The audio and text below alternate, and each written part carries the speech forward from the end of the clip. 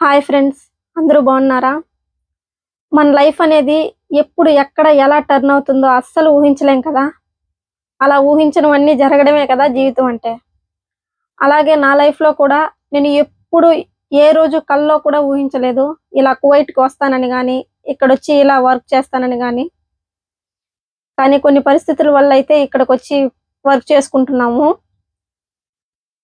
ఆ పెయిన్ ఎలా ఉంటుందంటే అందరికీ తెలీదు.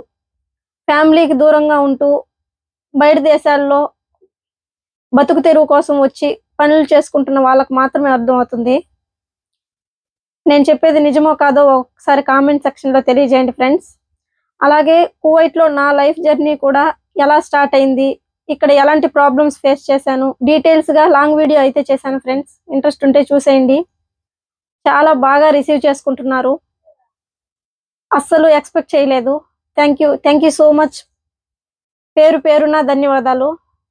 Thanks for your love and support. Thank you so much.